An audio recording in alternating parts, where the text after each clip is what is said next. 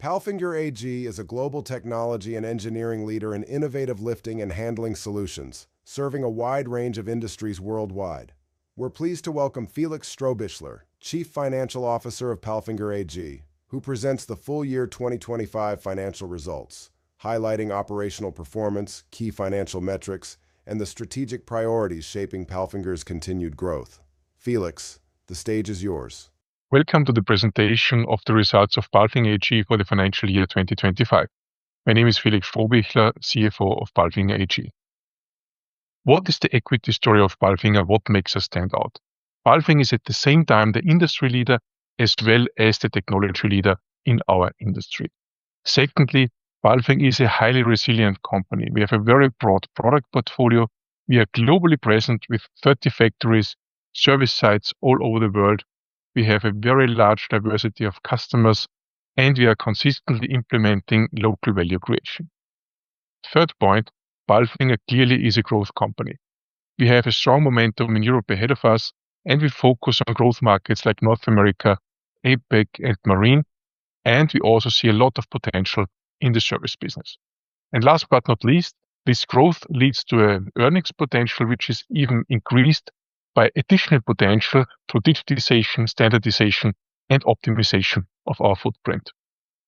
I mentioned the resilience of PALFINGER through our customer diversity. As you can see, not a single customer segment has more than 18% of our revenue share, infrastructure being the biggest chunk, Marine with 14%, the second largest, defense business you can find in the public sector mentioned on this slide. Our product portfolio is extremely wide. On the one hand, we are producing solutions on trucks and rail cars. On the other hand, we offer a lot of marine solutions, from very large offshore cranes on oil rigs to small marine cranes and winches. What all those products have together are the digital solutions, as PALFINGER products are connected.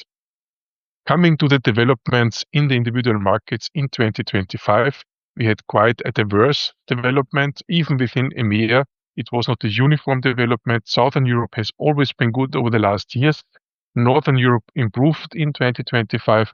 In Germany, where we have seen some improvement at the end of 2024, we have not yet seen any effects out of the infrastructure package, so we still expect this to come.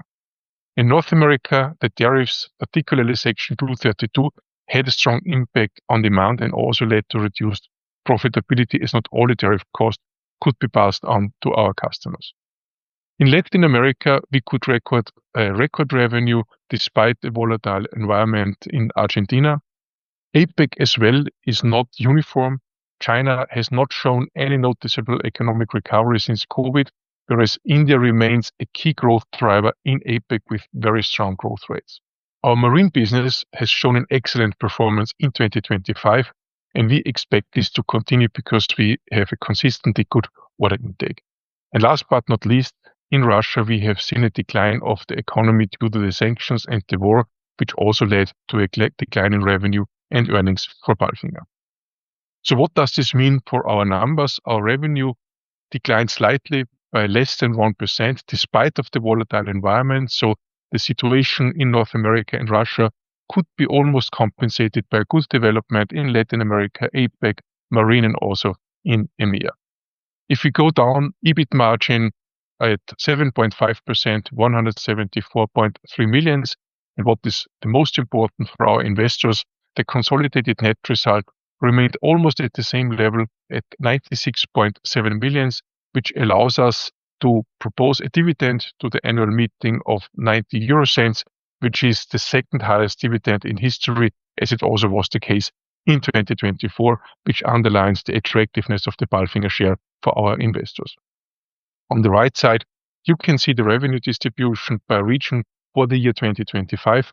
EMEA is accounting for around 60%, North America for 1/4, and the rest of the regions between 4 and 6% each.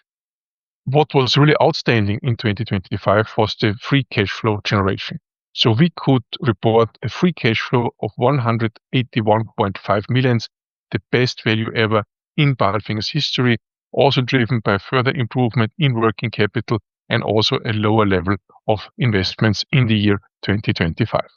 Another important milestone was the huge reduction of net financial debt by more than 200 million from a level of 662.4 million end of 2024 to less than 460 million at the end of 2025. Of course, this was a major factor which helped to improve our balance sheet structure. You can see here our balance sheet KPIs, which improved dramatically. Equity ratio went up from 35% to 43%. Gearing is at very healthy 50%. Net debt EBITDA clearly below 2.0 with a value of 1.71. This development of our balance sheet was also possible because we had a very successful sale of treasury shares in summer last year with proceeds of 100 million. These proceeds will also support the implementation of our new strategy 2030 plus. Reach higher, we will use the proceeds, amongst other things, to expand our service locations and our mobile service in North America, to intensify our investments in defense. We opened the spare parts hub in North America already in autumn last year.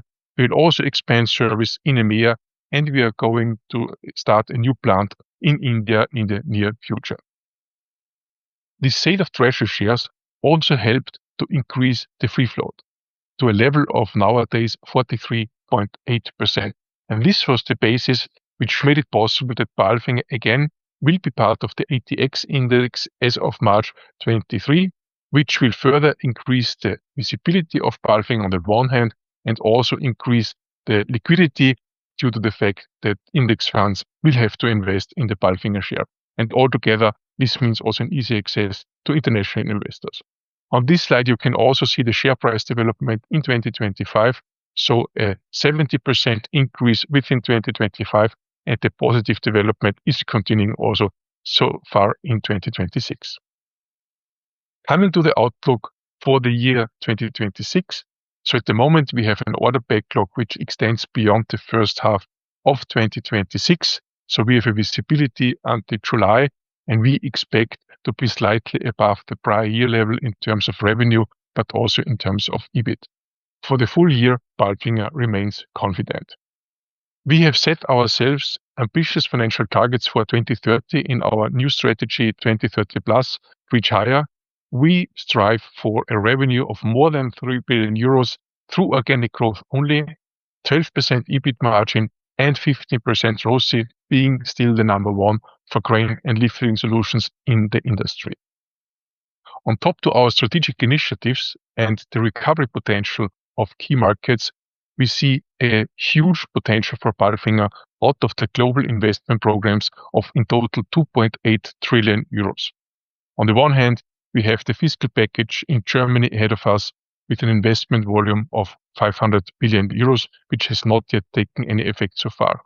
Rearm Europe with 800 billion euros. InvestEU almost 400 billion. Repower Europe more than 200 billion.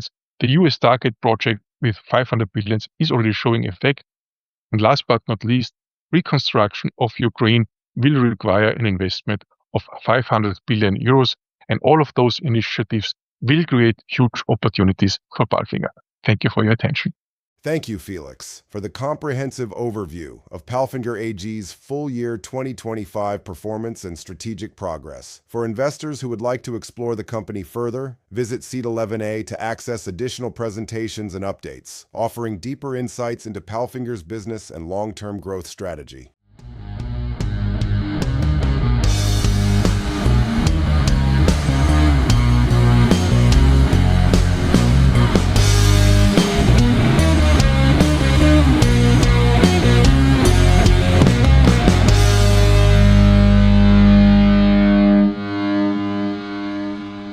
Disclaimer. As described in the legal section on our website, seat11a.com, this publication is for informational purposes only. This means it is not intended to provide you with any investment advice.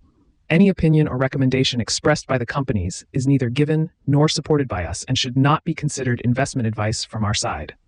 Also, remember that any opinion or recommendation expressed is subject to change without further notice. The content is obtained from sources believed to be reliable, but we do not guarantee its accuracy, completeness, or timeliness. Seat11a.com and its employees disclaim all liability for any loss that may arise in any form from any use of the information in the video, audio, and on our website. We neither express any opinion on the future value of any security or other investment vehicle, nor recommend any investment based on the information provided. Please consider the publications and our website as a platform for companies to present themselves. You need to seek financial advice from an expert regarding the accuracy and appropriateness of the material presented or recommended by the companies in the publication. As we are just considered a publisher, we may hold and trade securities in the presenting company, whether it is a listed or private company. By consuming our content, you agree to these terms and the terms in our legal section on our website.